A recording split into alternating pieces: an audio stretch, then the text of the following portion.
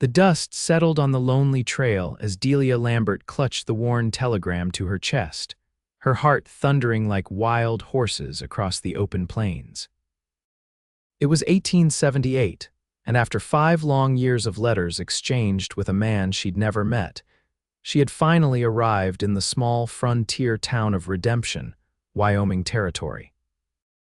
The journey from Boston had been arduous, but nothing compared to the anxiety now coursing through her veins as she scanned the crowd at the station, searching for the face of the mysterious cowboy who had captured her heart through ink and paper. Delia had just turned 22 when she answered a newspaper advertisement seeking correspondence for lonely frontiersmen. Her life in Boston had been stifling an endless parade of suitable suitors chosen by her parents, none of whom saw beyond her family's shipping fortune or her pretty face. But the letters from Vincent Yates had been different. He wrote of sunsets that painted the sky with colors she couldn't imagine, of the freedom found in wide open spaces, and of dreams that matched her own. "Miss Lambert," a deep voice called from behind her. Delia turned, her breath catching in her throat. The man before her stood tall, his broad shoulders casting a long shadow in the late afternoon sun. His face was weathered by years under the harsh western sky, but his eyes, a startling shade of blue, were kind. Not quite matching the mental image she'd constructed from his letters, but somehow better, more real.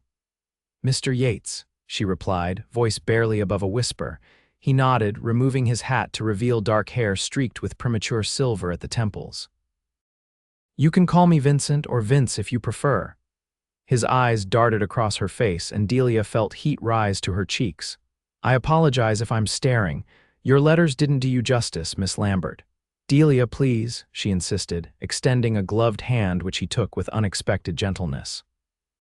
As Vincent helped gather her trunks, Delia couldn't help but notice a slight limp in his gait. He caught her looking and offered a rueful smile. "Broke my leg 2 years back when a Mustang took offense to being gentled. Healed well enough, but the doc says I'll always have a reminder of that particular battle of wills." The revelation struck Delia he'd never mentioned an injury in his letters. She wondered what other parts of himself he'd kept hidden, what trials had shaped the man before her. "My ranch is about an hour's ride from town," he explained as he loaded her trunks onto a wagon. "Not much to look at compared to what you're used to in Boston, but the land is good, cattle are thriving." The wagon lurched forward and Delia gripped the wooden seat. "I didn't come west expecting luxury, Mr. Yates Vincent," she corrected herself. "Your letters spoke of a different kind of wealth." His eyes crinkled at the corners when he smiled. That they did. The journey to Vincent's ranch was filled with tentative conversation, both of them treading carefully around the reality of their arrangement. They were, for all intents and purposes, strangers bound by a year's worth of letters and the promise of marriage. A mail-order bride and a lonely rancher, a common enough story in the West, but Delia had convinced herself their connection was somehow different, special. As they crested a hill, Vincent pulled the wagon to a stop. "There it is," he said, pointing to a modest homestead nestled in a valley surrounded by rolling grasslands.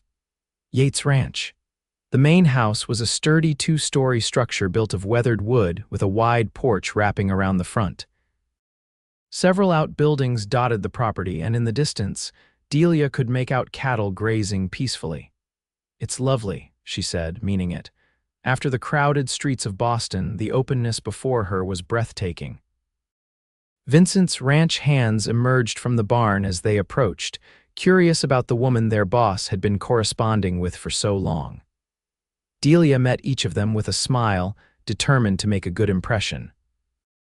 There was Hank, the weathered foreman who'd been with Vincent since he first staked his claim.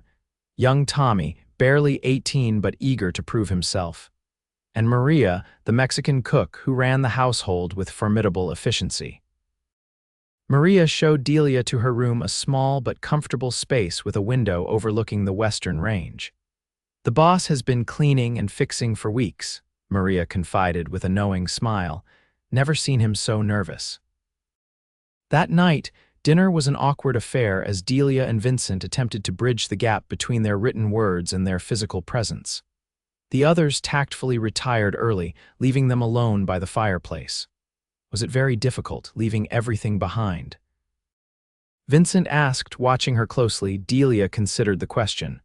Less difficult than staying, she admitted. My parents were disappointed in my decision, but I've never felt that Boston was where I belonged. And do you think you might belong here? His voice was careful, measured. I hope to find out, she replied honestly.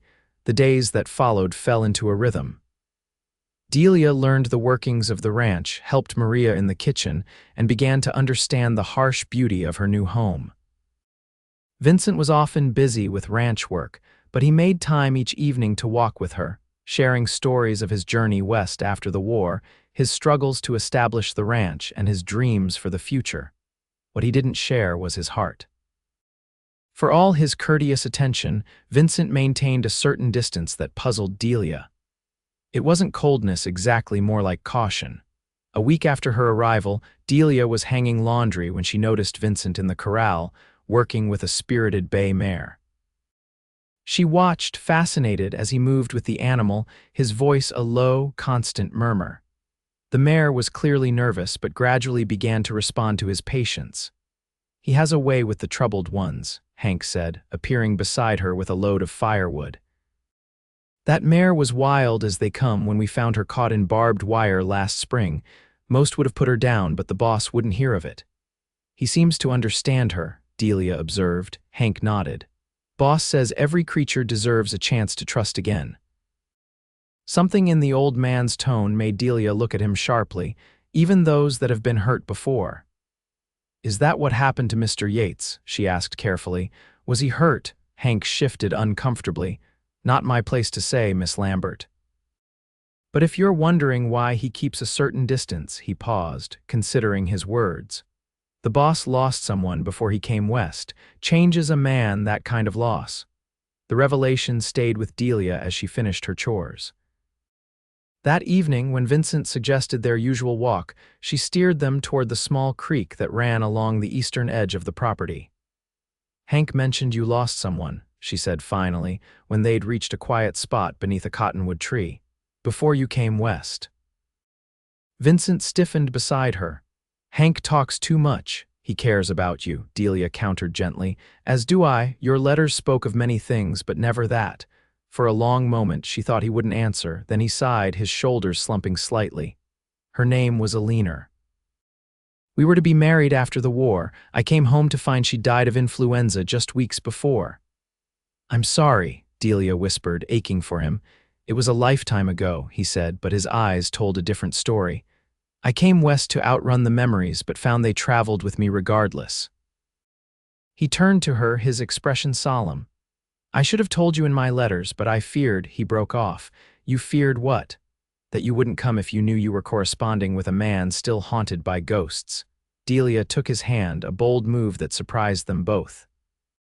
We all have ghosts, Vincent. Some are just more recent than others. Their conversation shifted something between them.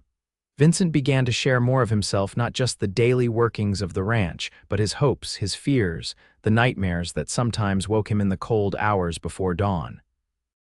In turn, Delia opened up about her own struggles, her desire to escape the suffocating expectations of Boston society, and her fear that she'd never find a place where she truly belonged. As summer deepened, so did their connection. Delia found herself watching for Vincent each morning, her heart quickening at the sight of him crossing the yard. She learned to anticipate his rare but transformative smile, to recognize the subtle changes in his posture that indicated worry or contentment. But as their emotional intimacy grew, so did the unspoken question of their arrangement. They had agreed to marry, yet Vincent had made no move to set a date to formalize their relationship.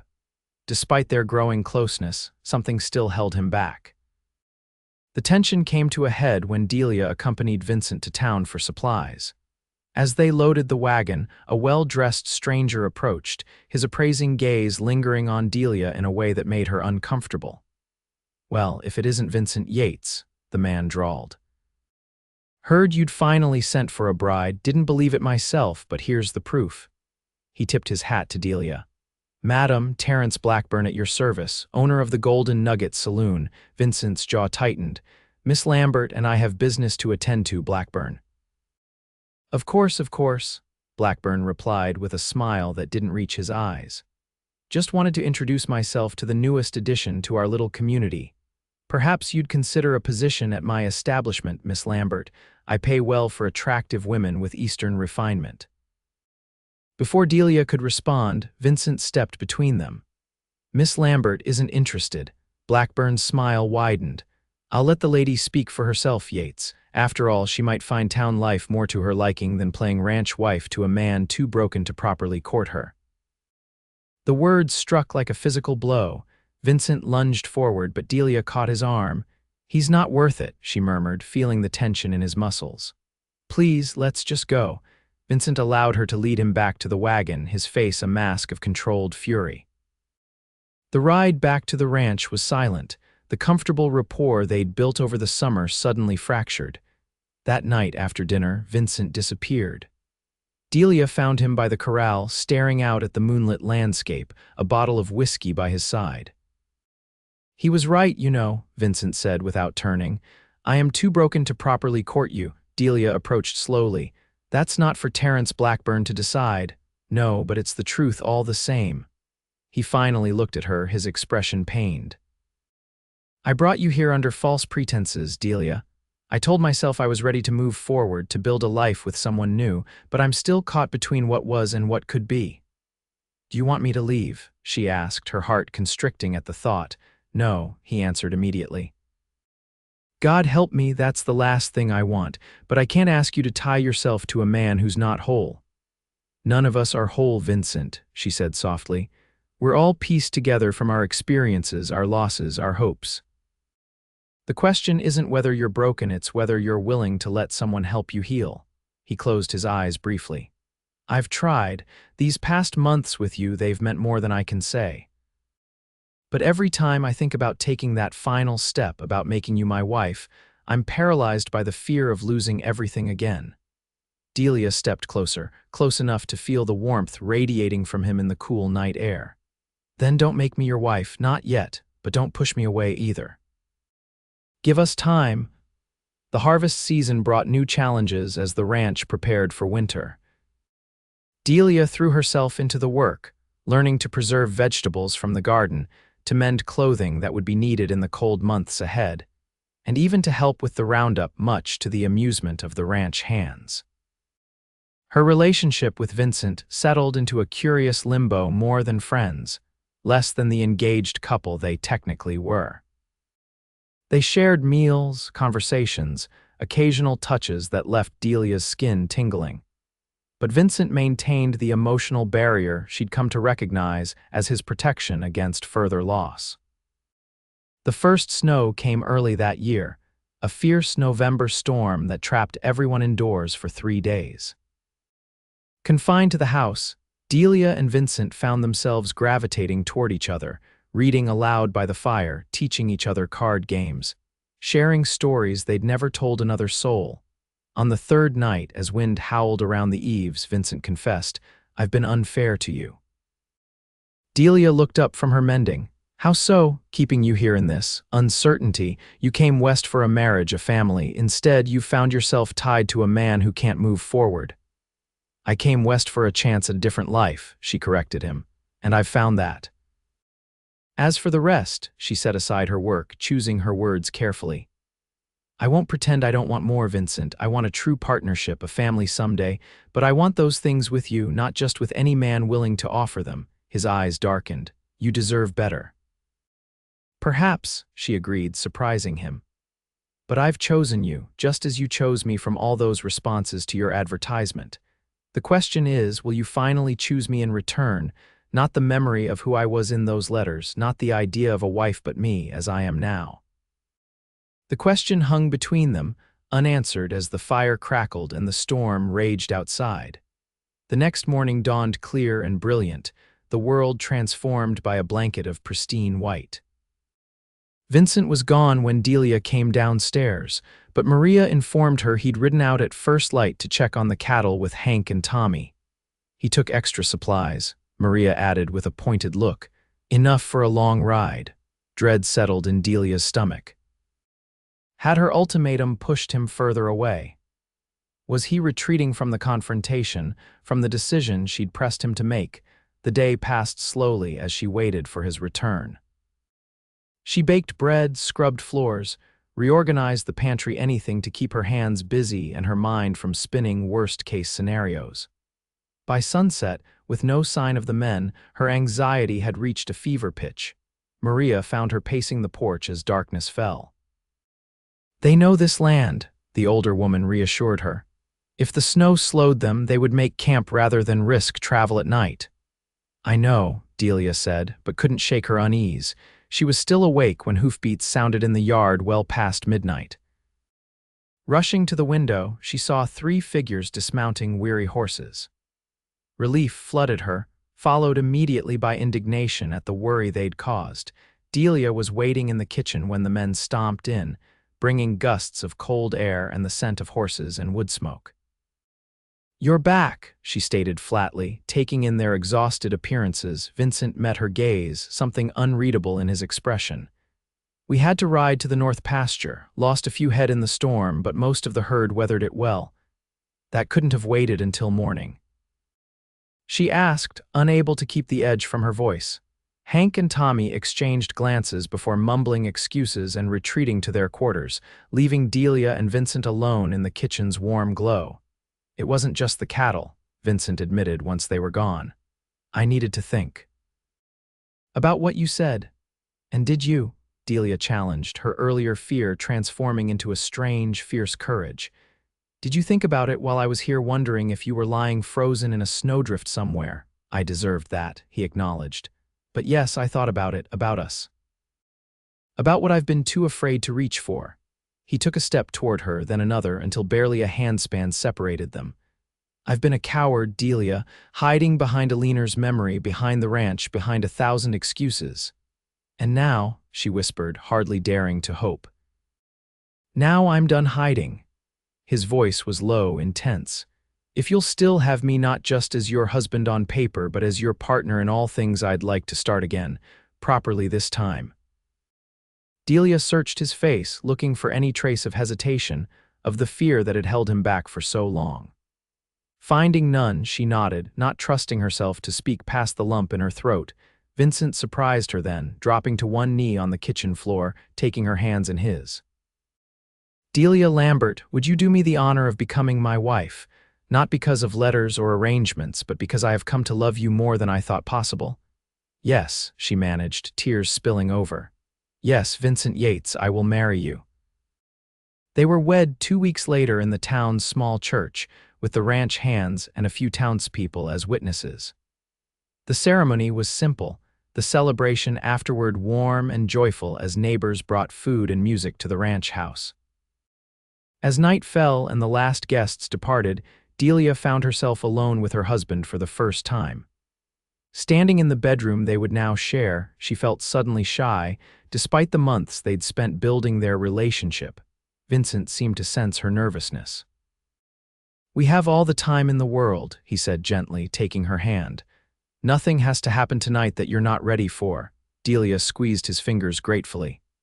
"It's not that I'm not ready, it's just everything feels different now, real in a way it wasn't before." "I know exactly what you mean," he murmured, drawing her closer. "For so long I kept part of myself locked away, convinced that was safer. But loving you, truly loving you, means risking everything, and I'm finally ready for that risk." Their first night together was a gentle exploration, tender and unhurried. Vincent was attentive to her inexperience, guiding her with whispered words of encouragement and reverence. In his arms, Delia discovered a passion she hadn't known she possessed, a desire that matched and complemented his own. Winter passed in a haze of newlywed bliss as they settled into their life together. They worked side by side during the day and explored each other at night, building the foundation of a partnership that went beyond the physical. Vincent taught Delia to shoot, to ride better than she ever had in Boston's riding academies, to read the land and sky for signs of changing weather. In turn, she brought organization to the ranch's accounts, implemented ideas for expanding their operations, and created a home filled with warmth and laughter. When spring arrived, bringing new calves and the promise of fresh beginnings, Delia discovered she was with child. She waited until they were alone, watching the sunset from their favorite spot by the creek to share the news, Vincent's face transformed with wonder and joy. "A baby," he breathed, placing a tentative hand on her still flat stomach. "Our baby. Are you happy?" She asked, though his expression answered the question. "More than I ever thought possible," he replied, gathering her close. "When Alina died, I thought my chance for this kind of happiness died with her. I never imagined I could love again, let alone build a family." "Yet here we are," Delia murmured against his chest. "Here we are," he agreed, his voice thick with emotion. The pregnancy was not easy. Morning sickness plagued Delia well into her second trimester, and the summer heat was oppressive as her body grew heavy with child. Vincent hovered anxiously, insisting she rest more than she felt necessary, bringing in extra help for the household chores despite her protests. "I'm pregnant, not invalid," she complained one afternoon as he insisted on carrying a basket of laundry she could have managed herself. "Humor me," he replied, pressing a kiss to her forehead. "I've waited too long for this happiness to take any chances with it." As her due date approached in late autumn, Vincent rode to town to fetch the doctor, wanting him nearby when the time came. He returned with not only the doctor but also a telegram that left him uncharacteristically quiet. "What is it?" Delia asked that night as they prepared for bed. Vincent hesitated before handing her the paper. "It's from your parents." Delia read the brief message with growing disbelief. Her father had suffered a heart attack. He was recovering, but her mother implored her to return to Boston, if only for a visit. After more than a year of silence following her departure, the telegram was both an olive branch and a shock. "They want to meet their grandchild," she said softly, looking up at Vincent. "And you," his expression was guarded. "What do you want to do?" "I don't know," she admitted. "Part of me wants to see them to mend what was broken, but I'm not the same person who left Boston." And the timing, she placed a protective hand over her rounded belly. "I couldn't travel now even if I wanted to. We could go after the baby is born," Vincent suggested carefully. "In the spring, when travel is easier, if you want to." Delia studied him, surprised. "You would do that?" "Return east with me. I would cross oceans for you," he said simply. "Boston doesn't frighten me, not anymore." The decision was made for them when Delia went into labor 3 weeks early, on a night when the first snow of winter dusted the ranch. The doctor had returned to town for supplies, leaving Vincent and Maria to manage as best they could. The labor was long and difficult, stretching through the night and into the following day. Vincent refused to leave her side, holding her hand through each contraction, wiping her brow, murmuring encouragement even as fear threatened to overwhelm him. "I can't do this," Delia gasped as another pain tore through her. "You can," Vincent insisted, his voice steadier than he felt. "You're the strongest person I know, Delia Yates. Our child couldn't ask for a better mother to fight for them." Just as the sun was setting on the second day, their daughter arrived with a lusty cry that filled the room. The doctor, having returned just in time for the final stages, placed the swaddled infant in Delia's trembling arms. "She's perfect," Delia whispered, tears streaming down her face as she counted tiny fingers and toes. "Look what we made, Vincent." Vincent could barely see through his own tears as he gazed at his wife and daughter, overwhelmed by love and gratitude so profound it threatened to bring him to his knees. "I never thought," he began, voice breaking. "After Alina, I convinced myself I didn't deserve this. That happiness like this wasn't meant for me." Delia looked up at him, exhausted but radiant. "I've waited all my life for you," she cried, the truth of the words resonating in her soul. The lonely girl in Boston, the woman who traveled west on the strength of letters and hope all versions of herself, had been searching for exactly this moment, this man, this love. Vincent held her tight, their daughter cradled between them, and whispered against her hair, So have I. In that moment, surrounded by the family they had created together, both understood that some journeys were worth every hardship, every fear overcome, every moment of doubt. Their paths had converged not by chance, but by choice, the choice to risk heartbreak for the possibility of joy, to reach across the distance separating past from future. Outside, snow continued to fall, blanketing their ranch in pristine white, while inside, three hearts beat as one, finding in each other the home they had always sought.